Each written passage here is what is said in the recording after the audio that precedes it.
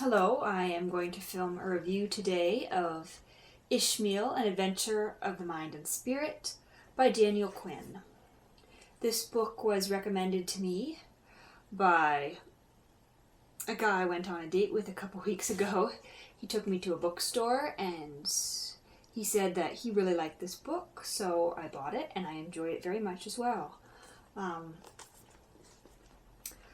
So in short, Ishmael is the name of a gorilla, and our main character answers an ad in a paper of a teacher looking for a student who wants to save the world, and the teacher turns out to be Ishmael, a gorilla who has discovered himself and expanded his mind and sees culture in a completely different way. This novel has very little action. It's mostly a conversation between Ishmael and his pupil. Ishmael explains, as he lectures to his pupil, what he's really doing is lecturing to us, to the reader. Ishmael explains that humanity is in a cage. And I won't say much more than that because you need to discover for yourself. You need to go through the process of experiencing this book. The one thing I will say is this book poses a question. Do you belong to the world, or does the world belong to you? This book is very insightful, but it's also very humorous as well. I'm going to read you a passage from around page 54 that I found pretty funny. So it says, "This story," Ishmael said, "takes place 500 million years ago, an inconceivably long time ago, when this planet would be all but unrecognizable to you. Nothing at all stirred on the land except the wind and the dust. Not a single blade of grass waved in the wind, not a single cricket chirped, not a single bird soared in the sky. All these things were tens of millions of years in the future. Even the seas were eerily still and silent, for the vertebrates too were tens of million years away in the future. But of course, there was an anthropologist on hand. What sort of world would it be without an anthropologist? He was, however, a very depressed and disillusioned anthropologist, for he'd been everywhere on the planet looking for someone to interview, and every tape in his knapsack was as blank as the sky. But one day, as he was moping along beside the ocean, he saw what seemed to be a living creature in the shallows of shore. It was nothing to brag about, just a sort of squishy blob, but it was the only prospect he'd seen in all his journeys. So he waded out there to where it was bobbing in the waves. He greeted the creature politely, and was greeted in kind, and soon the two of them were good friends. The anthropologist explained as well as he could that he was a student of lifestyles and customs, and begged his new friend for information of this sort, which is readily forthcoming.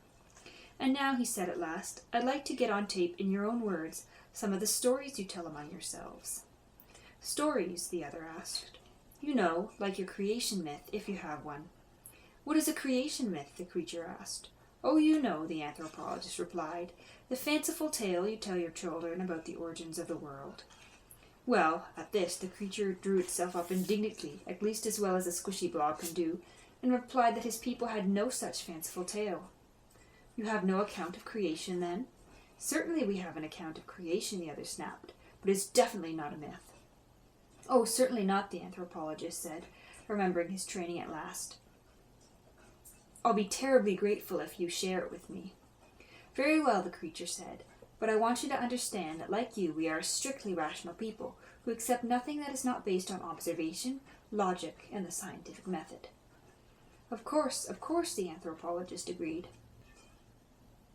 So at last the creature began its story. The universe, it said, was born a long, long time ago, perhaps 10 or 15 billion years ago. Our own solar system, this star, this planet, and all the others seem to have come into being some 2 or 3 billion years ago. For a long time nothing whatever lived here. But then, after a billion years or so, life appeared. "Excuse me," the anthropologist said. "You say that life appeared. Where did this happen, according to your myth? According to your scientific account?" The creature seemed baffled by the question and turned a pale lavender. "Do you mean in what precise spot?" "No, did this happen on the land or the sea?" Land? The other asked. What is land? Oh, you know, he said, waving towards the shore. The expanse of dirt and rock that begins over there. The creature turned a deeper shade of lavender and said, I can't imagine what you're gibbering about. The dirt and rocks over there are simply the lip of the vast bowl that holds the sea. Oh yes, the anthropologist said. I see what you mean. Quite. Go on. Very well, the other said. For many millions of centuries, the life of the world was merely microorganisms, floating helplessly in a chemical broth. But little by little, more complex forms appeared. Single-celled creatures, slimes, algae, polyps, and so on.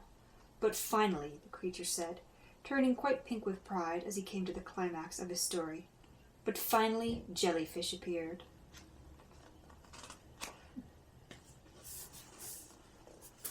Yeah, so this is Ishmael, An Adventure of the Mind and Spirit by Daniel Quinn. I would highly, highly recommend it.